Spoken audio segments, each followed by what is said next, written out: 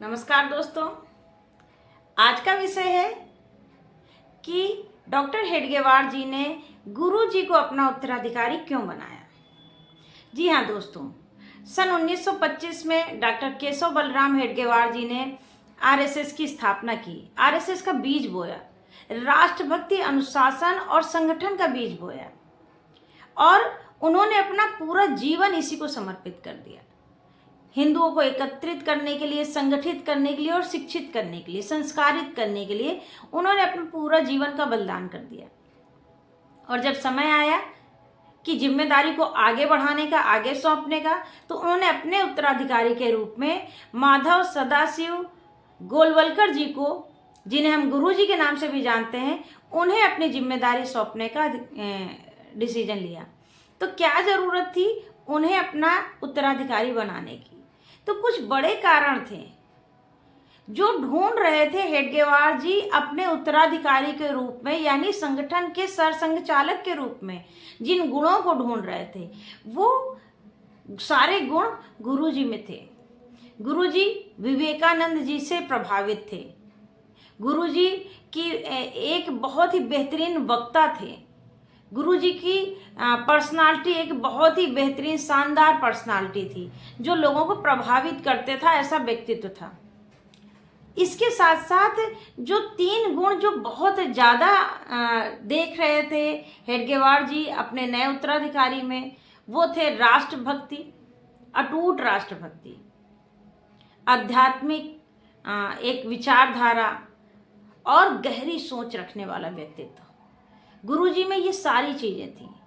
उन्होंने हेडगेवार जी के साथ में बहुत सारी वर्ग में गए, बहुत सारी गोष्ठियों में गए, बहुत सारी बैठकों में, और वहाँ उन्होंने बड़े बड़े से अपने भाषण दिए, लोगों को संबोधित किया, लोगों को प्रभावित किया।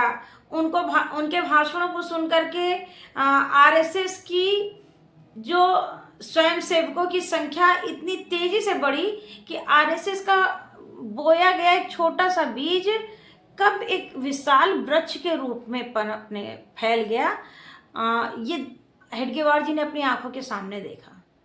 तो उनके व्यक्तित्व में वो बात थी, वो आध्यात्मिकता जो हेडगेवार जी के अंदर थी, जो उन्हें अपने परिवार से मिली थी बचपन से, वही आध्यात्मिकता गुरु जी के अंदर थी। बाकी जितने भी साथी थे आरएसएस के, वो कहीं ना कहीं कांग्रेस से जुड़े हुए थे। शायद मेरा मानना है कि कहीं ना कहीं एक ये भी विचार रहा होगा हेडगेवार जी का कि गुरु जी पर कांग्रेस का कोई भी प्रभाव नहीं था। वो पूरी तरीके से आध्यात्मिक और संगठित विचारधारा को लेकर के आगे चलने वाले व्यक्ति थे। और संघ एक विचारधारा है।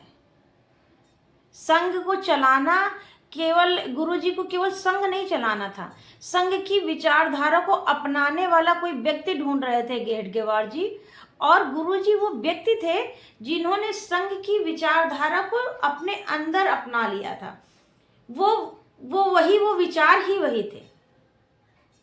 इसीलिए उनके नेतृत्व में आरएसएस ने बहुत विकास किया, बहुत प्रचार प्रसार हुआ और स्वयं सेवकों की संख्या बहुत तेज़ी से बहुत ज़्यादा बढ़ गई। और इसीलिए हेडगेवार जी ने गुरुजी को चुना होगा। और हम सब देख रहे हैं कि गुरुजी का चुनने का उनका जो फैसला था वो बिल्कुल सटीक और सही फैसला था।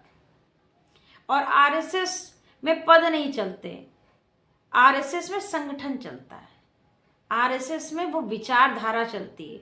और गुरुजी वो विचार थे। तो वही विचार आज हम सब स्वयं सेवकों के बीच में देखा जाता है।